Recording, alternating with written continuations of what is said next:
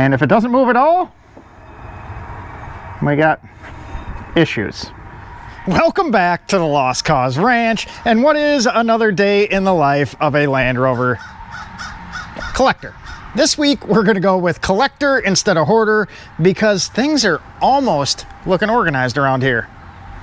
Almost, but it's much better than it has been. And today you may notice that the L405 is hooked up to the trailer, and this time the trailer is empty instead of full with one going to the scrapyard, which means we're back to collecting. That is right, it's been a minute since we've added to the collection around here, but that is what we're doing today. Or should I say tomorrow. We're waking up early in the morning, so that means tonight we're doing a little trailer maintenance before we take off.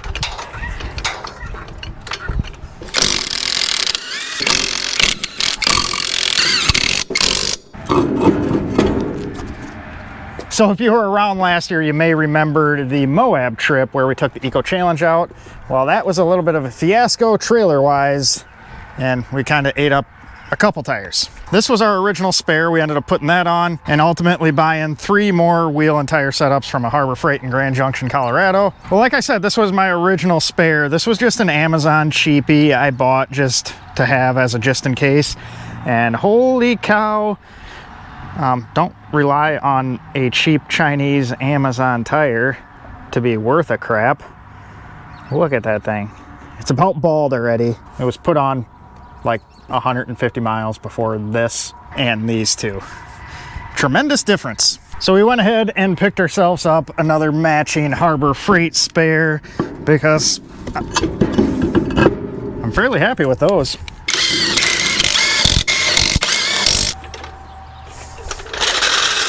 We're just going to put this guy back into spare status, and hopefully we don't have to rely on that anytime soon. We also need to replace a tail light.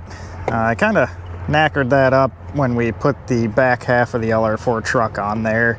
And I should probably do a little more body work now that we got a little time. That's from the tire blowing out. Much better. The little old trailer needs some love. Trailers just don't really survive well through the winter. We ran this one all winter. So we just need to go through and give it a little cosmetic refresh. Although I think that one just may go down the road once we actually move the shop, because now that I know that size works out perfectly behind the 405, I think we're gonna build one. I really just wanted to feel out what tows best behind something like that. When you are doing it behind something that isn't like a 3/4 ton pickup, having the trailer dialed in right is crucial, and I couldn't be happier with how that one tows behind there. It's like a little over, it's like 14.5 feet, I think. And it's probably like 12 or 1,500 pounds total, so we aren't eating up a lot of the capacity. It just is perfect for what I'm doing. But even though I said it's perfect, we can kind of perfect it a couple ways by building our own. I think that'd be kind of a cool little project. But this guy's good to go. We're all loaded up. We'll go catch some sleep and see you guys in the morning. And we are ready to hit the road. We got about 250, 260 miles up, which means 250, 260 miles back. So 500 miles today. The Range Rover is a filthy pig from Roverball still, but I knew this was coming up, so I didn't want to bother doing a deep clean. That's some Kansas dirt still. Time to go pick up more junk, but this one's good junk. Well, if you ask me, all my stuff is good junk.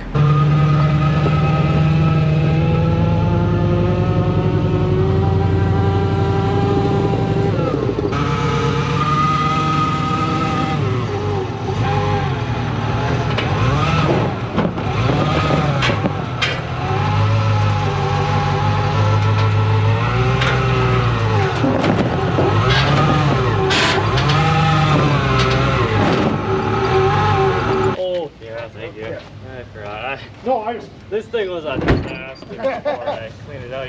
I have had no time, so that's why I took a little bit. I think I only like 10 o'clock. Yeah, we'll get it loaded up and you paid, and then we can mess with that.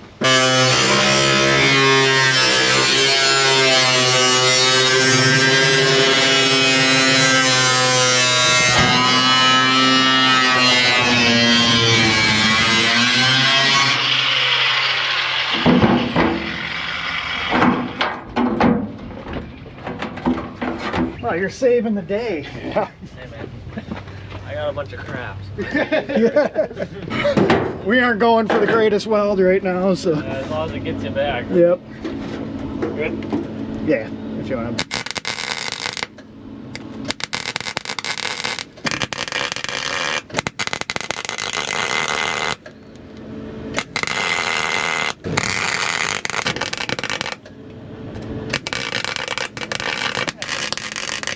We'll try this place for lunch. There is literally no one here. Lights are on though. Looks about as nice as the purchase I just made.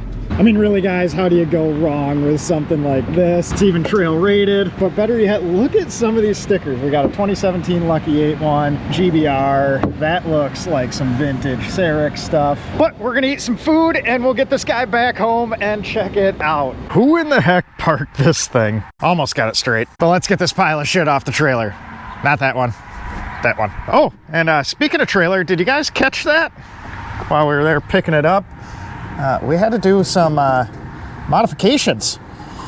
Somehow the inner fender well kind of buckled and was pretty close to rubbing the inside of her tires. So thankfully the guy who we got the Discovery off of was a great gentleman and he rolled his welder out. We zipped relief cut down the center to let it relax, somewhat tacked it back together just so it wasn't going to cut a tire down. That is still some residual damage from when we blew the tire out. It kind of messed everything up. It wasn't rubbing before the trip, but I think we flexed the trailer loading this on there. It is a heavy pig, but that's what I get for telling the trailer I was going to get rid of it. As soon as I say that, it pulls some things like that. But like I said, let's get it off and get to why we even have it.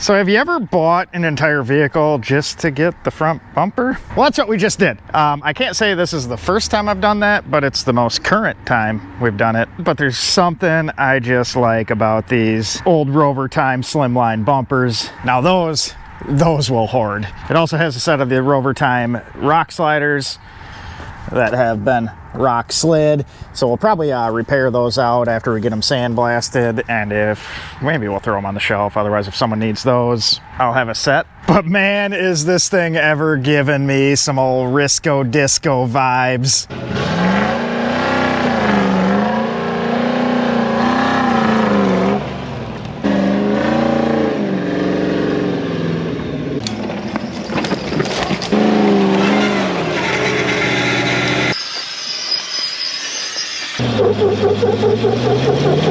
And if you remember that guy, that's one we picked up just for the 5-speed swap. And just like that, we're picking this one up for parts as well. I'd kind of like to know the history on this thing. If you happen to recognize it, reach out to me. It's been around for a minute. We have some older stickers on here. Supposedly it was out in Utah at some point in time. It's got a lot of Northeast Virginia area stuff as well on there. The oldest thing I've seen so far is a 2011 MAR badge. Oh, we'll just, that's, the sun took that off. We're gonna keep that. We got, oh, yes. How do you beat that? Well, we got all sorts of interesting stuff going on in this guy. Old Cerix sticker.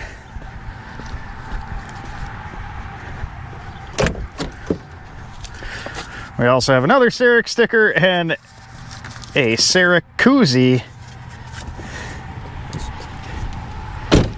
And it's hard to see on camera, but that baked off sticker on the hood is also a Cerix one. We got a Virginia safety inspection, so I'm not exactly sure if this ever was in Utah, but in addition to the bumper, we're gonna rob a few parts off it, but the main thing I'm kind of taking a flyer on is the axles. Supposedly it has some sort of locker from Lucky 8 back there. Justin, What's it got in it? It's got like a 4-inch lift, inverted front shocks, sway bar disconnects.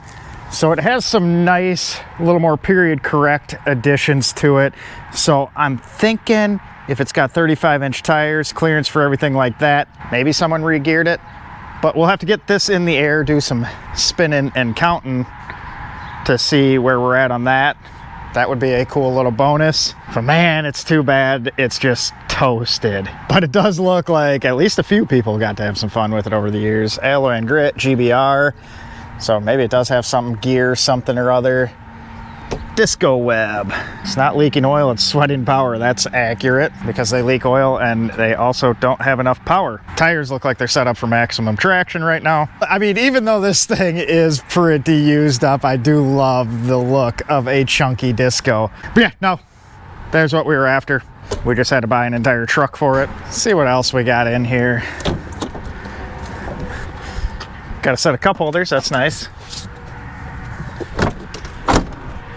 Appears we have a lifetime supply of drive shafts as well, and a diff guard, a grill, all sorts of goodies. Anything back there? Nope, just oil. Okay.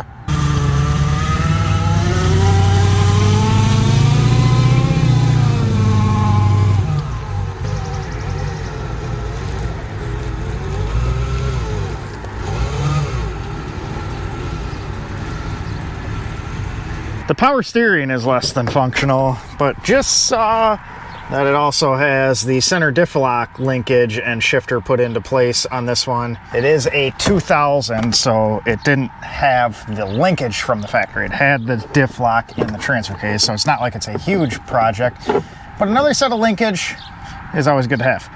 What isn't good to have is part of an axle sitting in the door panel. I wonder if this is 3-wheel drive. So maybe it does actually have some sort of locker or limited slip in the back. But we're gonna go watch some fireworks and then we'll kind of pull this into the shop, lift it up, or maybe we'll do it in the parking lot. We'll do something and we'll figure out if we made out on the axles and see what we got going on there. So we're back, had a good little 3rd of July last night. And before we go ahead and jack that rear end up on the Discovery that we just bought, we're going to unload the Range Rover. We have various bits. Some I threw in for the trip up to grab that Discovery, like the spare tire for the trailer. But some of it, like the first aid kit and our Menards bucket of tools, were with us for Rover Ball. First aid kit's necessary anytime you're traveling with Justin and Corbin. But the scan tool and the bucket of tools, definitely something smart to bring on anytime you take a Land Rover somewhere. But we'll get this stuff out of here and get this guy washed up. Finally get some of those cow pies off it.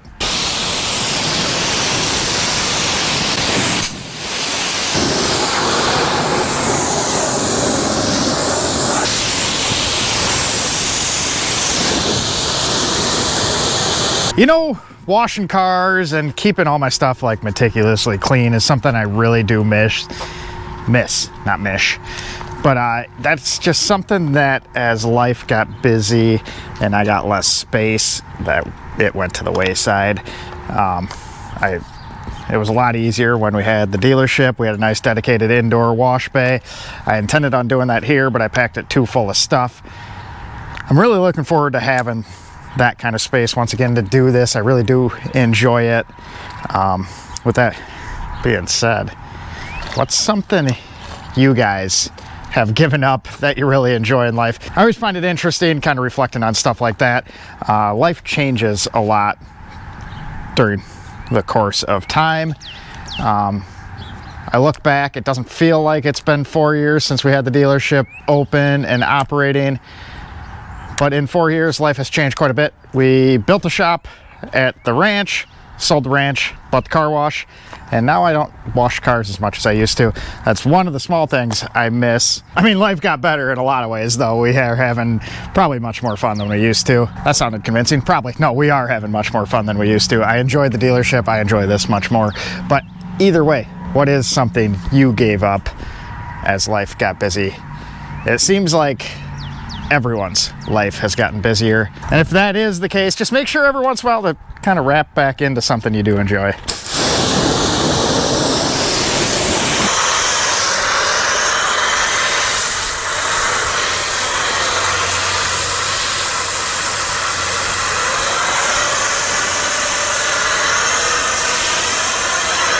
cleaning stuff, especially when it's dirty like this, is just such a therapeutic thing. So I guess what I'm saying or getting at here is don't forget to set a little time aside to do something that you enjoy that you've been putting off, because life is busy. This last couple months I've been terrible at that.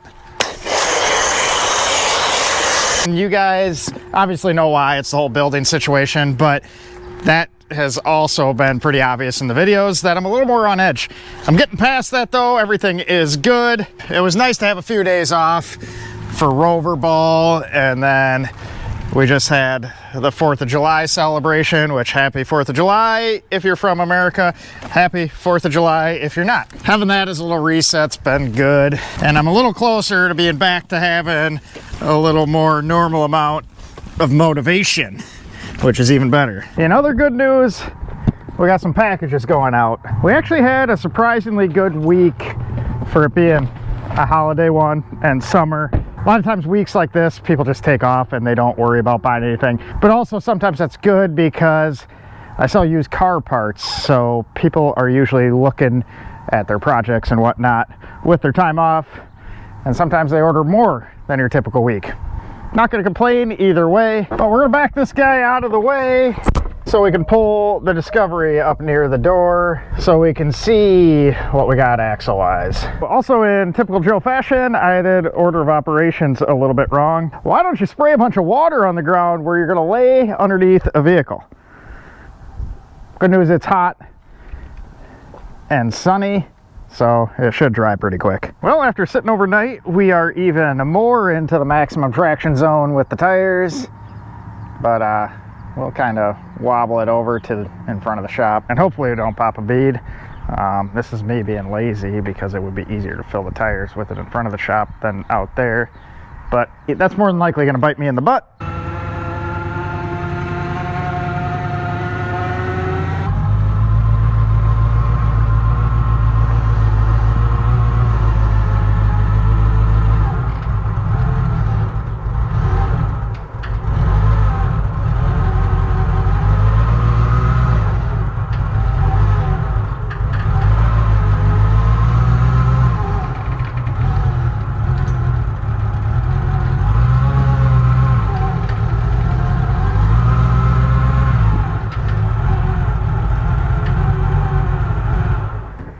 The engine is definitely hurt, but in some good news, we didn't pop the bead.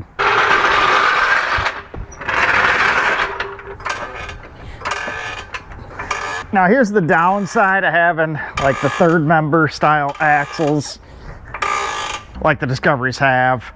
We can't just pop a rear diff cover off. So say it was a traditional style axle like that 14 bolt there, we would just unbolt that rear diff cover and then we'd be able to check out and see exactly what we have going on inside. But unfortunately, it's a third member style, so we would have to disassemble the axle to pull our differential out and see what we're dealing with, which we will do at some point if it does have either gears or a limited slip locker of some sort, because it'll be useful in a future build. Maybe that future build. So we have it up in the air, both tires off the ground, jack stands under the axle so we don't die. Transfer case is in neutral, and if we have some sort of locker, if we spin the wheel forward, the passenger side should also move forward. If it moves in reverse, it's open, and if it doesn't move at all, we got issues. All right, so we're spinning this one and the drive shaft is spinning, and if we spin the other side, we look in there and the drive shaft isn't spinning. So let's go back to what was in that driver's door panel. I suspect we have a little bit more of this going on. We're gonna have to rip that apart to figure out what we got. No easy test when it's broke like that. But what we can do, being this side still spins the drive shaft, is figure out what we have for rear gear.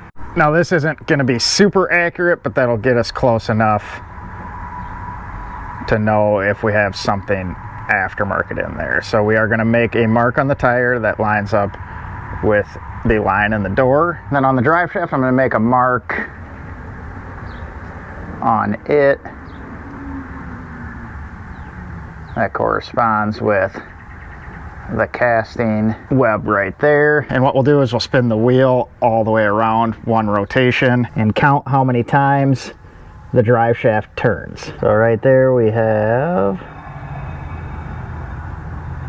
1,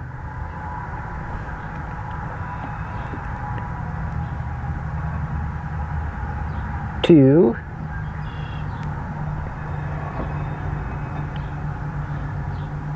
3, 4,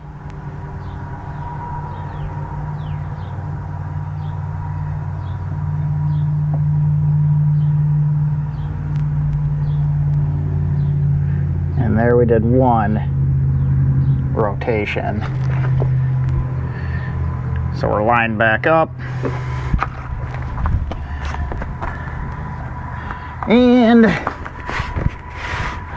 it looks like our mark is just about half, which freaking sucks.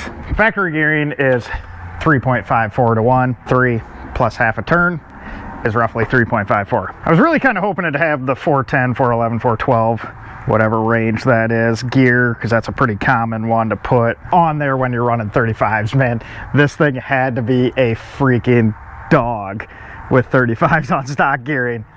The guy was getting rid of it because he said it was underpowered, and I just can't imagine how underpowered this thing must feel when it is burning that much oil. So it's obviously tired as all get out, and it's on factory gears with 35s. It just doesn't jive well. The Risco Disco kind of got away with it because it had the manual and you can kind of control it a little bit more, but even that was bad on 35s and factory gearing. So that's a little bit of a bummer. We can't figure out if we got a correct locker in the back. We obviously have stock gearing, but I mean, I'm still all right. What we were really after was this bumper. A guy can just always hope for a little bonus though, right? But that doesn't change what's going to happen with this. We'll probably get it in the air at some point in the next couple weeks and rip the axles out. Maybe not the front axle, maybe just the rear axle, or maybe we'll just pull the differentials out and see what we got.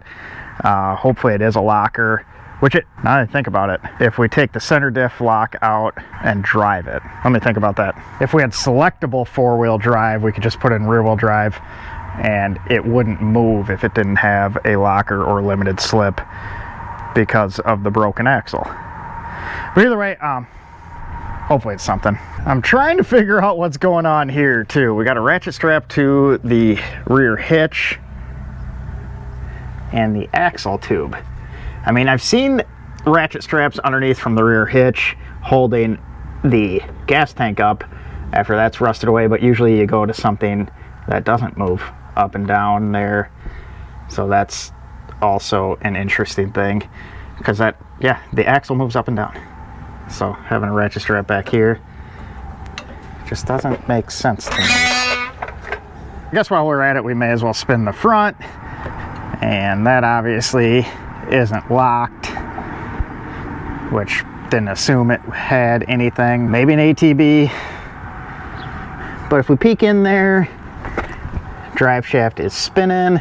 Spin the passenger side, drive shaft also spins. So at least the front axles aren't broke. So we'll keep you updated what we end up finding out on this guy. We do have the lift springs and shocks. I'm curious to see what that is once we dive in there. Those are a little harder to identify though as to what it is, especially if anything, especially because all the markings are going to be worn off and gone at this point. But in the next couple weeks, we'll get this guy torn down and get rid of the rest. We don't need stuff laying around. So what do? We go buy stuff for it to lay around. But since we have it over here by the shop, we're going to do our little redneck car wash and try and get some of the mud out from underneath of it, so it's a little less annoying to tear apart.